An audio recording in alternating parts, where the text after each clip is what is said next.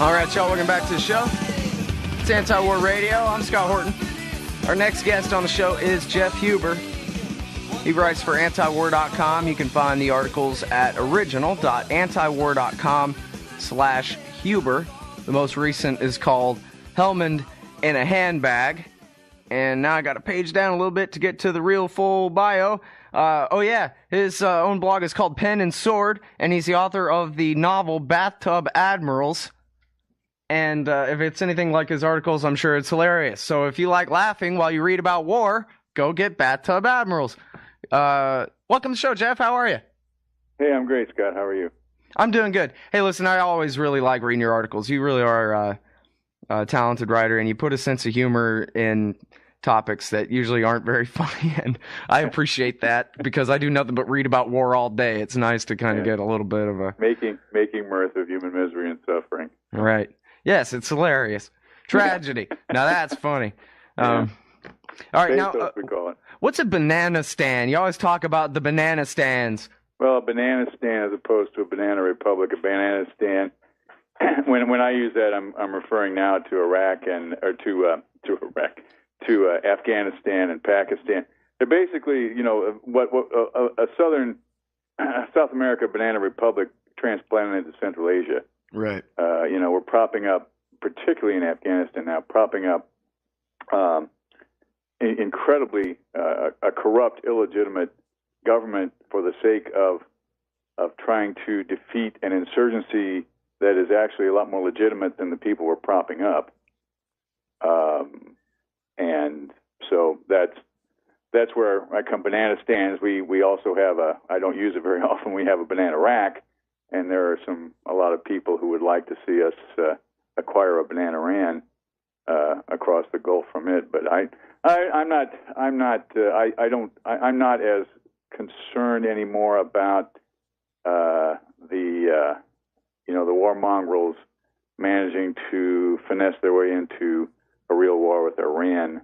I'm not so concerned about that as I was a couple of years ago. I think keeping the specter of that alive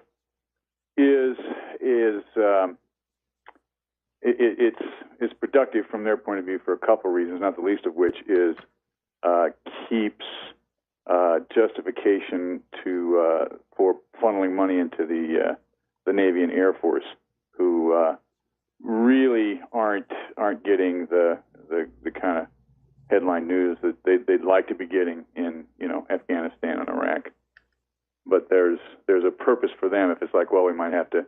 That would be a Navy Air Force kind of war, not an occupation, but a big honking extended strike. Yeah. Well, Gareth Porter was actually just on the show saying that the reason he thinks there won't be a war with Iran anytime soon is because Admiral Mullen doesn't want one, because he's an admiral and he knows that it would be the U.S. Navy that would take the brunt of the response right then and there, and he doesn't want that. Yeah. Well, I think that this gets into some interesting warfare theory stuff. If I were no kidding, just designing an operation to hit Iran, one of the first things I'd do would be to make sure that the U.S. Navy got out of the Gulf before the first bomb hit, Tehran or wherever. Just because that is extremely restricted water, which the U.S. Navy that I think it's still fair to say it was designed primarily to fight what was really an inferior Soviet Navy in blue water, big ocean, to stick it in there among a small space surrounded by a lot of shipping, a lot of air traffic, the vast majority of which is friendly and neutral, and saying, okay, you basically have your hands tied behind your back. Now go in and fight with a force that was basically just designed to harass you. We would probably get embarrassed. Beaten? No, I don't think so. If we would ever decide we just wanted to, but that would be an awful war, because we would just have to blow so much stuff up to make it worth our while to actually attack Iran and deal with the political afterfall. I just don't see it happening. And there's another factor there. You hear a lot of talk, the recent uproar about the Israelis, there was some talk about from Ayatollah Khomeini. I think he was just kind of talking out his hat about the Revolutionary Guards Navy was going to escort some relief ships up the Red Sea to Gaza and duke it out with the Israeli Navy, and the Israeli Navy deployed some SAR boats to the Red Sea and supposedly disarmed their diesel submarines that carry nuclear missiles and blah, blah, blah. It all gets pretty silly. This whole business of war between Israel and Iran, they really, it's sort of like a war between two anthills on the opposite ends of the earth. They really can't get at each other.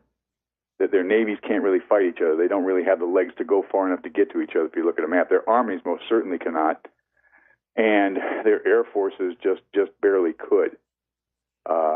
Iran doesn't have nukes.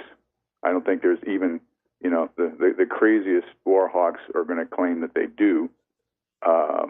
Israel does, but I think I want to think that at the end of the day, the people who are, in charge of whatever the Israeli equivalent is of a football, is it a soccer ball? I don't know. Know good and well that they don't have any. They're already on thin enough ice with, what they pulled in Lebanon and now with the Palestinians in Gaza, for them to drop a nuke on Iran with no real reason would be it. So I'm not real concerned about Iran really fomenting war with them either. A lot of this stuff is just bogus talk to try to get them to agree to, when I say them, but I'm trying to get Iran to knuckle under to the conditions that we still insist that they basically give up their right to make their own, refine their own uranium for energy purposes, and they're never going to give that up. So this is just a great game that keeps playing and playing and playing and justifies, again, it goes back to, I always say, justifies the Navy and Air Force budget and a lot of other stuff it's almost like a play Cold War. It's just a war that, if it ever happens, it'll be because so many people got so lackadaisical about keeping an eye on what was really going on that, they were just careless about it. But oh, well, thank goodness he said that, because I was just going to say that makes me nothing but a puppet in that whole script. If I've been sitting here trying to debunk the Iranian nuclear program all day, every day on the show and so forth, then in some sense, I'm just a tool of the war party. But you're saying, no, it's because of me that it hasn't spun out of control. Thank goodness for that. No, I think that there are enough sane voices who realize that, I got the biggest, well, I didn't get a big kick out of it. I just shook my head. Before Banana Stan McChrystal did his final jackknife into the empty swimming pool with the Rolling Stone article, he was going out talking about, we have proof. The Iranian, another one of these things, we're claiming the Iranians are arming or training militants in Afghanistan and offering not one shred of evidence to back it up. Right. So here's another, it's just another example, and you say they've been, I'm trying to think, that this first came out when, who was it? Was it Almay Khalilzad, one of the original neocons, the one who thought he was going to be, viceroy of Iraq or whatever the heck it was? Still, I think he has some ambitions that he might be in charge of Pakistan someday, but anyway, he was, I think he was ambassador to Iraq at the time. This is late 2006. This is about the time they're about to give the back of their hand to the Iraq study group and say, no, we're going to do this surge thing instead. Mm-hmm. He came out and said, well, I'm going to offer you proof that all this stuff we've been saying about Iran is true. And they had this big bogus-looking thing put on a dog and pony show with basically they offered this proof that was there wasn't proof at all. They didn't prove anything, and they have yet to prove any of these claims that they made about what Iran is up to. I think right. And they've been saying the same thing about Afghanistan the whole time, only quieter. Now, hold on right there. We got to go to break. We'll be right back with Jeff Huber, everybody, right after this.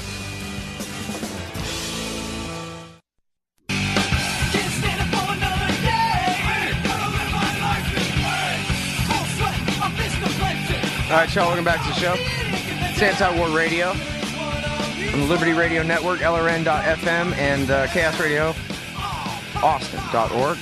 Talking with Jeff Huber. He writes for us at antiwar.com, original.antiwar.com/Huber, and he keeps the blog Pen and Sword. He wrote the book Bathtub Admirals. And now, you mentioned there about Khalilzad that maybe wants to be the viceroy of Pakistan one day. And certainly he was, the power behind Hamid Karzai there for quite a while in Afghanistan before he left to go run Iraq, as you were talking about.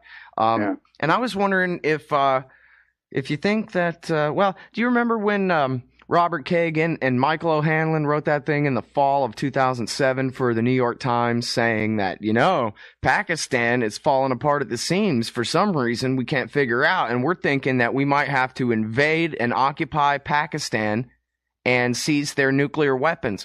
I kind of wonder, and maybe this goes in the same category of crazy as an attack on Iran, but I kind of wonder whether the Americans have a plan actually to destroy Pakistan so much that they have the excuse to invade it and seize those nukes, the Islamic bomb that they're all so terrified of, which, after all, atom bombs are pretty dangerous. Yeah, well, let's see. I got a couple of, that stimulated a lot of neurons there. First of all, in terms of atomic bombs being dangerous, yes. Whether or not Pakistan's atomic bombs are dangerous, I'm not sure. And let me tell you a little story about that. I have a good friend, or not a friend, who at one time worked for me, and this person became a public affairs officer and is now, basically a journalist type on active duty. And in the course of her duties, she spends a lot of time, has spent a lot of time out there in Central Asia and the Middle East. She spent a day at Islamabad International Airport. Okay, this is the big airport. This is not some ricky-ticky-tavi place out in the middle of nowhere in the mountains. This is it. So she is in there, and she winds up having to wait around all day for a late flight. And she's describing the scene, and you essentially have people over there, smoking, eating, chickens, sheep, animals running around in the airport. And he said once an hour, a janitor comes out to clean, and he has a broom, and the broom doesn't even have a stick. The broom is simply, it's like a broom head attached to a rope, and he just swats at the dirt with this thing, and he just swats it underneath the rows of chairs. And you know who comes behind him and sweeps up under the chairs? Nobody. Okay, so, and this is a country that's got nuclear weapons that we're real concerned about. So I always try to put those things into perspective. Does that mean you shouldn't worry about them? No. The last I looked, it doesn't even look like they're assembled. I would say that if terrorists were to get their hands on them, what they most likely be able to do with them is kill themselves of radiation poisoning from handling them. I suspect that there's no way in heck you could even get them to blow up. But so that's one thing to keep in mind about Pakistan. It's sort of like worrying about, we go back to this thing of Iran. What are they actually capable of doing? Not a whole heck of a lot. So there's that. Now, I have, however, seen a number of things indicating that the Kagans, Bob Kagan's and the rest of these, the rest of that part of the, Pavlov's dogs of war, that pack, are starting to try to make the case for invading Pakistan. And that's one of them. There's this whole business of, I can't think of the New York bomber's name. Can you think of that kid's name? Faisal Shahzad. Yeah, the kid who locked himself out of both his bombing car and the getaway car, and then had to be let into his apartment. And they finally caught him in the airplane just before he was about to leave back to Pakistan. And he said, "I've been expecting you." I thought he would have said, "What took you so long?" Because this kid was leaving breadcrumbs. The size of boulders behind him. Why it took him that long to catch up with him, I'm not sure. Well, because it was the FBI. Those guys are worthless, man. Anyway. But I think your point was something about blowback or something, maybe. Yeah, so now he's being charged. He pleads guilty to everything, right? Including attempting to use weapons of mass destruction. And it's right. sort of like weapons of mass destruction. Good God, he basically had fire. He had fireworks and ammonia and stuff that he couldn't even get to go off. Even if he would have gotten them to go off, these are not weapons of mass destruction, and he pleaded guilty to that charge. Why did they even bring it against him? He sang for him like a canary. He sat down without even consulting his lawyer and saying, "Yes, I am guilty of everything, and I would plead guilty to more if we're using this guy to make a case." And also his claims of being of having been trained to make his bombs and do all this stuff in Pakistan. Well, first of all, the kid's loco, So we're going to take this, and it's disturbing to me because we're essentially using the Justice Department and the court systems to make we're using this to make a case for going to war against Pakistan. It's part of that whole thing, and I just go, boy, this is based on the testimony and then the statements of a kid who's clearly has a serious personality disorder. I mean, he's got about as many screws loose as the panty bomber did before him. So I think that yes, but it's one of those things that it's always in the background. Those guys are always working on the next excuse to go to the next war, and if we don't do it, planning visions of mushroom clouds in our heads, going back. It's like the whole Condi Rice thing back before we invaded Iraq. If we don't do this, who knows? The next city that goes up in a mushroom cloud will be your city. And the whole, catastrophic success theory of foreign policy is not too hard to behold here. All you do is just bomb a bunch of people and you create the next crisis so that then that's the excuse for the next war. It's, an unbroken chain going back, to our great grandparents. This is how they do it. So if, and I would say about that kid, Shahzad, he was pretty lucid when he explained, I don't buy the whole, Pakistani Taliban trained him any more than you. It seems like if they had, he would have been able to blow up a propane tank or something, but he was pretty lucid when he said, hey, you kill women and children in my home country, and that's why I did this. And, so much the better. Great. We'll just say that he was trained by the Pakistani Taliban, and then now more excuse for more war. Here we're making enemies out of, I think, our best friends in Central Asia, right? Our best friends in Central Asia. I mean, the people of Pakistan are nice folks, man. I've known plenty of Pakistanis. They don't have, they're very, they're like Sufi Muslims, right? They're not all like the crazy kind at all. They're they're the most westernized country in that part of the world, or they were. Yeah. Well, I'm very much. I think almost most of those people would be just fine with us if we leave them the heck alone. And again, it boils down to we're out there trying to prevent something that they can't do anyway. Yeah, well, they don't have the capability. They have the capability to sneak in here in dribs and drabs. And apparently, if that kid, in fact, was trained by whichever terror group we're intoning Al Qaeda, Taliban, whoever we are, overall, evildoer group. If in fact they did teach him, if they actually taught him to make that bomb and send him here. I think that we should all give a sigh of relief because that's how incompetent they are. Yeah. Well, and that was their big shot. And really, you keep in mind that the 9/11 plot, the number of people and the number of agencies who were asleep at the switch for so long and just couldn't be shaken awake, saying, hey, there are some serious signals here that something's amiss, and you guys need to cooperate and do something. And it was just no big deal because, guess what? Nobody was getting promoted because they were doing great strides in anti-terror work. And nobody was getting promoted because they shared information with rival agencies. Yeah, well, someone was just saying in the chat room in regards to the Faisal Shahzad thing, that was the story, was that, yeah, well, unfortunately there was a disconnect between Homeland Security, the FBI, and the cops that day. Yeah, really, huh? Great job again. Yeah, why? Guys. You know. Why? I thought the Patriot Act fixed all that. Maybe it didn't. I don't know. Yeah, well, gave up my Fourth Amendment anyway. Probably, they were probably too busy listening to some grandma's dirty phone conversation to pick up on, the all-points bulletin. I don't know. All right, we're gone. Thanks, Jeff. Bye-bye. Jeff Huber, everybody, antiwar.com.